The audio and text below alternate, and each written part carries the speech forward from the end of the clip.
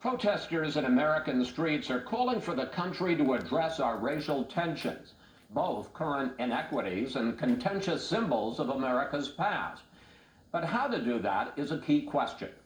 For one perspective, let's begin with Hawk Newsome, head of Black Lives Matter, Greater New York.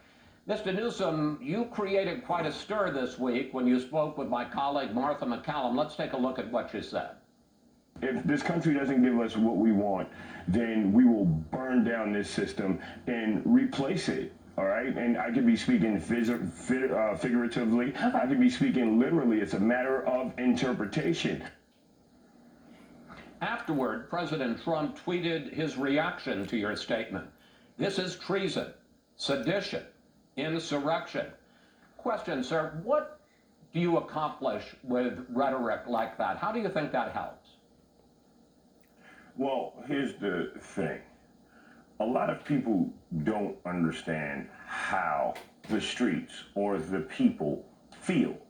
I have an in-depth knowledge of this. I live in the Bronx. I live amongst the people. So it's not like I'm sitting here pushing a button, or anyone can push that button. But if people keep seeing these images of their babies, of their relatives, of black people being killed, they keep dealing with financial inequality and inequity, and it reaches a point of frustration, then people lash out. This is a matter of inevitability that people will lash out because they're feeling like they're backed into a corner.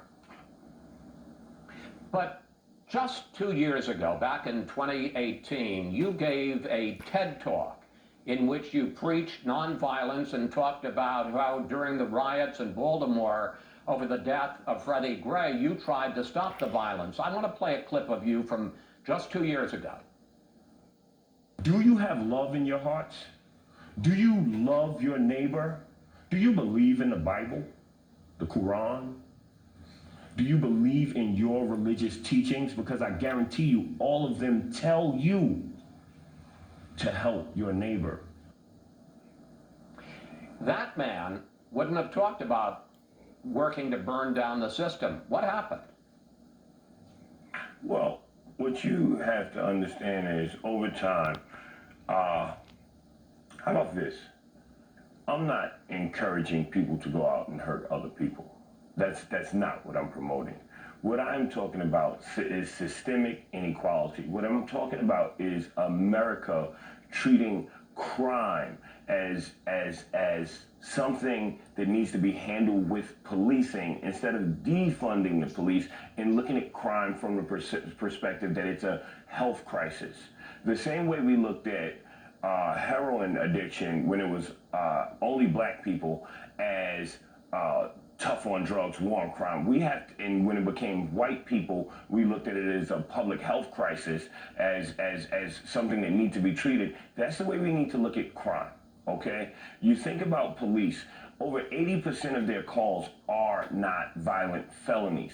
Therefore, we should really look and see why police are being called. Look at the causes of why people are committing crime. They're desperate, they're poor, they're undereducated, and they are left out to dry by this American system of government. So if you want to decrease crime, you don't hire police to come in and arrest everybody and brutalize people. If you want to cure crime, then you must go to the source. You must invest in people. You must give people jobs. You must make people employable. Places with the highest murder rates have the highest rates of unemployment. So let's start talking about entrepreneurship programs in our communities. Let's start talking about schools that actually meet the needs of people.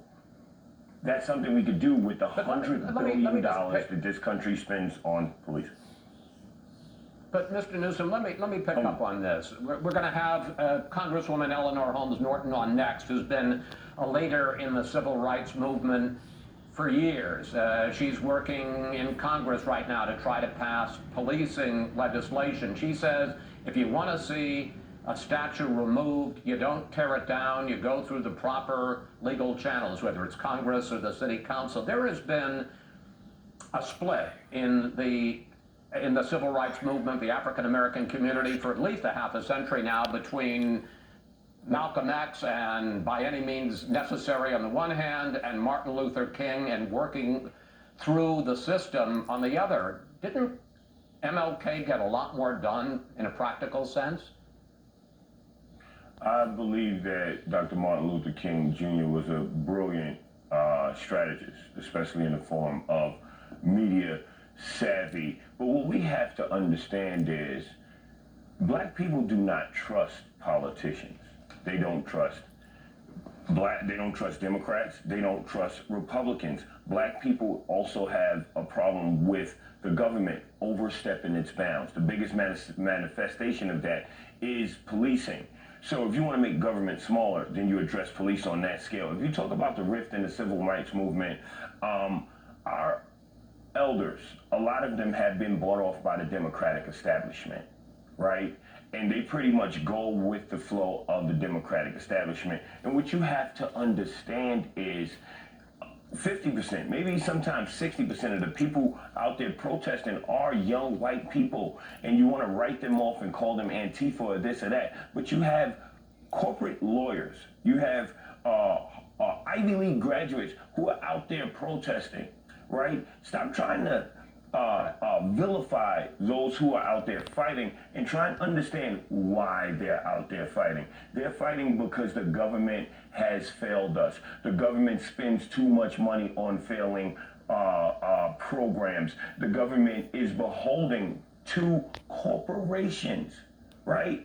Like, you look at Wells Fargo, and you stop me if I'm going on a tangent. You look at Wells Fargo, right, and how they paid out $1 billion in settlements for discriminatory practices, but they got bailouts from Obama and they got bailouts for Trump during COVID. You look at how this country is beholden to corporations and people feel betrayed. Mr. Newsom, thank you. Yes. A lot more I'd like to talk to you about, but we have only an hour today. Thank you. Thanks for joining us. And now let's turn to